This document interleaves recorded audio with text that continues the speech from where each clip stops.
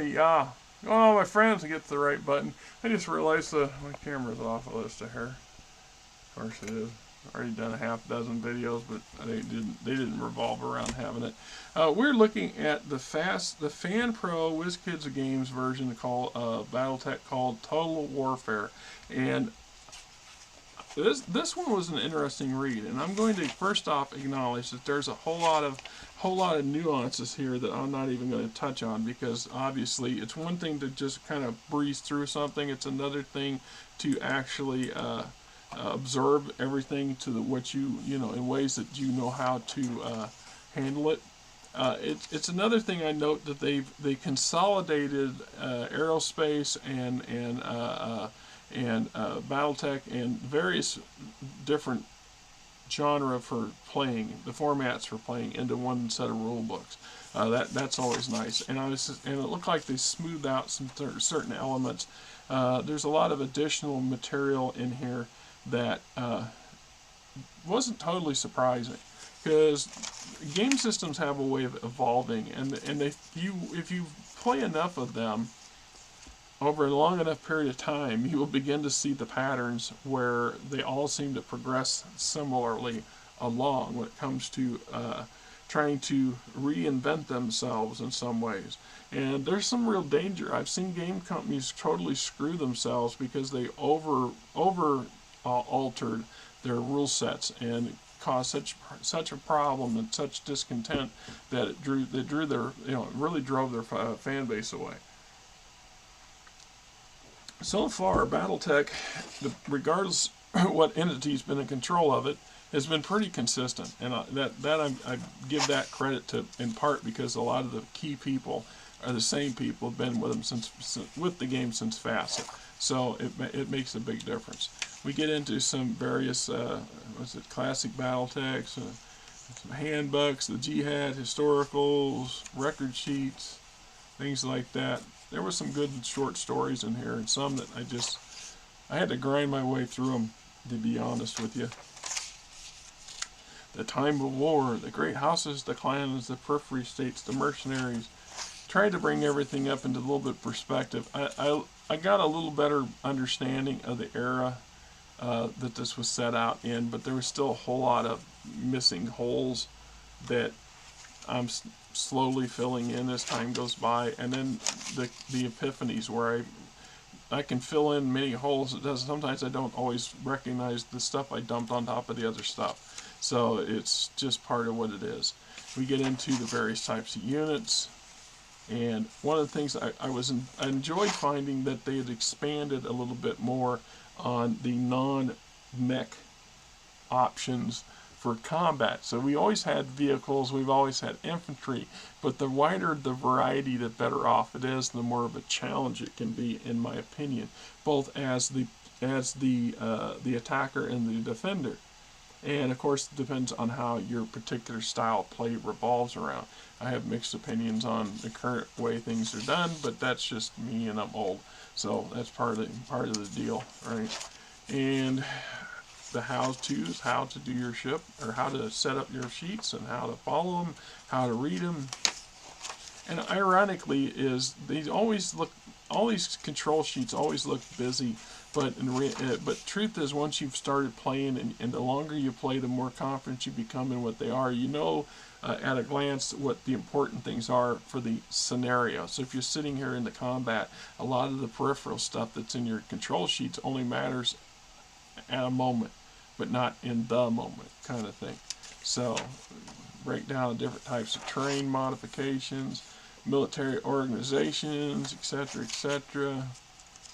We talk about sequence of play, initiatives, weapon fire, heat phases, end phases, unequal numbers of units, warriors, damaging a warrior, skills, etc., game terms, and Wolf on the Mountain.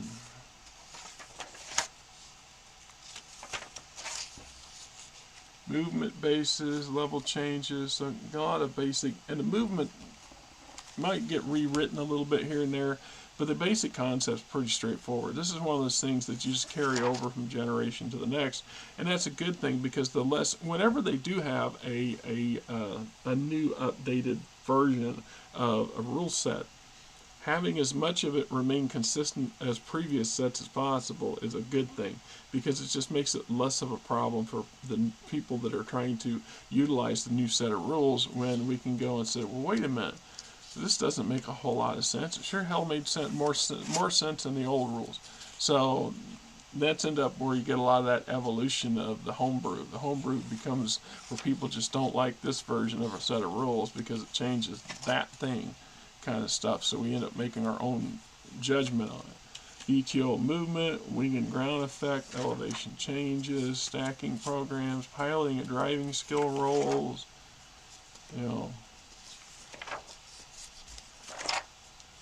trial possession, space combat, aerospace combat.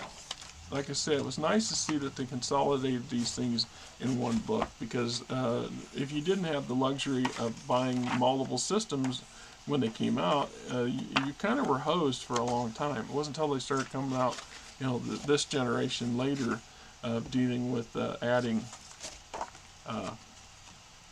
new rule sets, and more importantly, I think it was the compendium that came out first, and so on and so forth. Ground movement, combat, aerospace, creating scenarios, supporting vehicles, buildings, ProtoMechs, combat vehicles, aerospace units, painting miniatures, of course, creating scenarios. Well, I don't see anything in here on constructing mechs and building and repairing mechs. So I just think there's a companion rule book that goes with this, which would explain why it doesn't have that. So for the one or two individuals that go, hey, does it tell me this? So no, the answer would be no.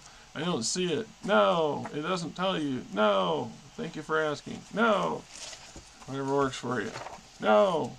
Alright. So I'm gonna lie, this took me a little while to work my way through it too. There's a lot of stuff, and some of it's dry. Right? But a lot of it's just a refreshing course. It's just, you, like riding a bike, I think you play this enough times, and then you can go, I believe that if I sat down at the table with some dedicated players, it would not take long for me to catch on to the basics, because so many of the basics are consistent with the way I remember them being. Alright? Building types, building levels, movement effects, so on and so forth. We are now into the Catalyst era of the game control, and as you all well know, so they have their own set of rule books that they're sticking out that replace these. So these will now be, no longer considered update canon. I guess they're still canon, but just older versions. That said, you probably can get these. I think I've seen these pop up fairly reasonably. The actual books pop up on eBay or Amazon. I think maybe a year ago. So you get an opportunity to actually buy a hard copy version. I don't know if that's worth having or not. I know that right now, if I needed to sit down and play a game, I have all the mechanical stuff, and I could use this set of rules to do it. And that's the main gist of it right there. And as always, it's been interesting. I mean, it was fun. I don't have any of the brand new versions of Catalyst combat rules yet, so I can't compare. And I wouldn't really be able to do it justice anyway, because I'm a strong believer that you need to really be playing the game to be in a position to kind of make them kind of calls. It's easy to sit there and make an observer's opinion, but for me, I feels like I'm lacking some critical components thereof. Anyway, so this is me, that's her, you're you. It is a nice weekend out. I'm fixing to, probably burn through one more damn video, and then go take a damn nap, because I'm going to, gotta go out again at 8 o'clock this evening, so my goal is to leave around 8 o'clock. The place, the damnedest thing is it lays in the thing sits in, it takes 5 parking spaces up right in front of the building of this Pancheros. And it starts in a handicapped spot where the Pancheros ends and a steakhouse begins. So you get the steak bar and this Pancheros, and they both dump into this damn thing. So it's always bad. And the last year and a half, last 2 years, there's been a couple of bolts that became corroded, and I couldn't get them out. And so there's 2 lids that hasn't been opened in almost 2 years. This will be the first night they've been opened, because I finally got it through their maintenance guy what the hell the problem was, and he went out and got them out. And I told him don't ever put them back in, and explained to him why, and he understood. And I think that'll be an end of that. But it just means I expect it to be a horrific mess down there, and I do not expect to be able to get it cleaned as good as I'd like it to. I mean, physically, I'm not physically up to a lot of it like I used to be. And as tired as I am, I'm just going to be in there to pump the bitch out and go. It's going to take all night to do that as it is. So, it is what it is. Anyway, this ending. Welcome to an Iowa ending. Right?